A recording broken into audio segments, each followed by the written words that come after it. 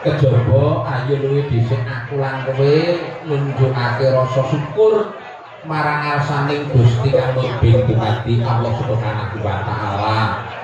Ya gandeng atiku lungguhan dina iki aku kowe lan kabeh para kanca-kanca Sanggar Badranaya, kepara mligi marang pepundhenku Bapak Suyono Ibu Umi kepala desa Koripan Sagotak Wongso iki isih pinaringan Syekh Nugroho wujuding kabagas parasan lan kang wilujengan lho ngono mak ya mergo saka kuwi tenan dina iki awake dhewe sosowan mergo tinimbalan Mbah Yono utawa kanakune biyen wis Mbah Notol mergo ya cilik iki wadanane ngono ya dina iki panjenengane Pak Suyono Pak Kepala Desa Koripan netepi darmaning werda ngentaski terusken putra Mas Hafid kang wis pirang dina kepungkur kae jauh kelawan Mbak Alvin saka Blumpang Tangkal Sawurana lan iki mau nduk merga ya wis sepasaran banjur diadani upacara wisudan kali dharma ing kene ngono ya wah acarane iki wis nganti 3 dina ngono ya dek wingi bengi wis kawitan terus ya payupan dek nyawan payupan dek mambengi payupan karo campur sari lan bengi iki dibacokake gelar oleh wengi nah pas isih dibacokke sesuk esuk lho sesuk apa mak murwa-murwa laura gajah-gajahane sesuk bengi tenan apa ora iya kok menawa iya lajar ngaturake syukur ya mak iya no mergo wong kang gedhe rasa syukur iki insyaallah Gusti bakal nikel tekokake marang kanikmatan lan kanugrahan sing wis diparingake ngono ya mak iya kita iki mau rada over sampai ke Mas Bambung dan operator wilayah anyaran ini Mas Abu lan sampai sore mau nganti rambutnya ibu tek sana liko nah ini mikir dan alhamdulillah nduk sowan eneng Desa Koripan bengi iki setelah tahun 2019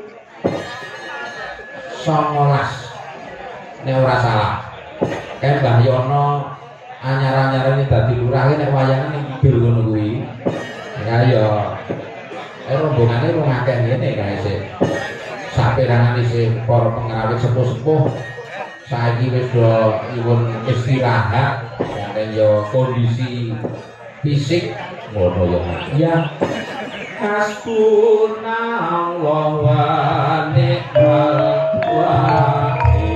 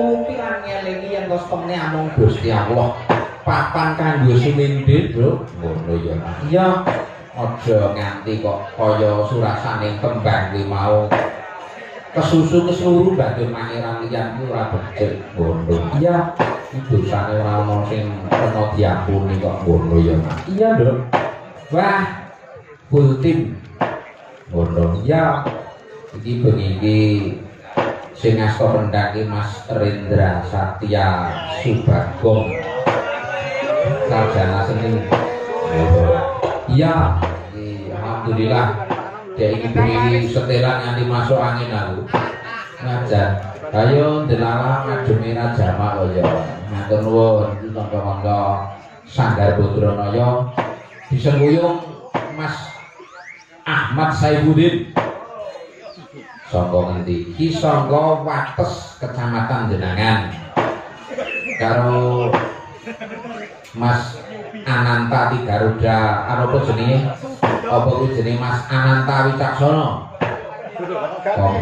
kok ngendi iki saka Sumarata ya alhamdulillah iki mau paring sabiyantu mergo kancane dhewe sing loro ra iso nyestreni ngono iya matur nuwun Mas Nata Mas Udin dan Mas Udin Mas Nata ini beberapa kali nggih nderek berkahi mriki alhamdulillah matur nuwun panjenenganipun menika ugi dipun derekaken pesinden Mbah 1 2 3 4 5 6 meniki sesuai kali panjenengane Mbah Lurah ingkang kidul piyambak menika wit kolomben pun wonten mriki nggih Bu nggih Bu Sumarti nah menika sinden baku menika wah Badranaya ini ra disuwi Bu Marti wis dan kaya pitik babone ilang kae.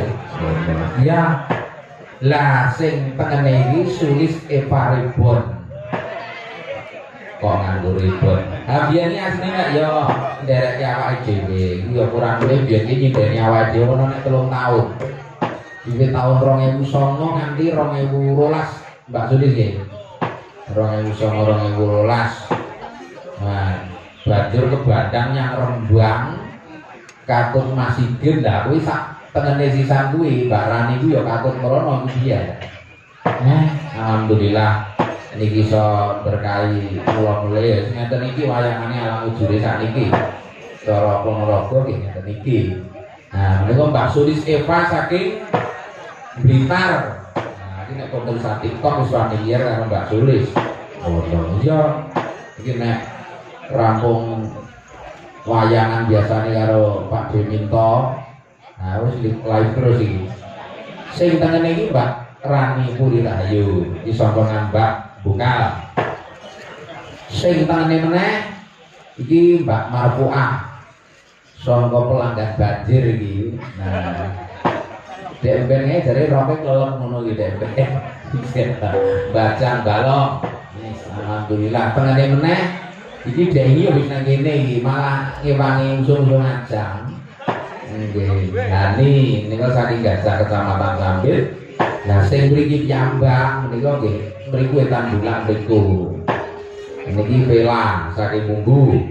Iki mau ya gajeke esuk wis nang kene sore mau nang kene meneh, Pak. Mboten. Oh, nggih. Ketoke ganti ani sore mawon. Alhamdulillah ya Mak. Iya. Iya bengi iki disengkuyung karo kadang-kadang delayan campur sari ngono ya lan ora lali tak aturake wayangan bengi iku do disiarake secara langsung Jobe Multimedia Record karo kanca-kanca kita ya akeh sing iki mau record napa live nah mang tulis tenggen kertas mriku kula saged nyebutke ra ana tulisane aku bingung oleh tak waca ndak malah dikira aku dukun iso nerawan. Ya, kebat. Hingga ya diberiake karo Cak Yudo CS. Kok mau disebut CS? Ya, kalau mongso ya karo kae ngono. Ya ora nek karo ning kene iki ya karo kae. Kang alus-alusan rumiyin, Bu. Nyuwun kados padatan. Kula ngambang rumiyin, Bu. cara kuno ya wong awake iki mbok canging desa payange ra cara kunar melu-melu kalongan saiki ora nuntut ya mangga Bu.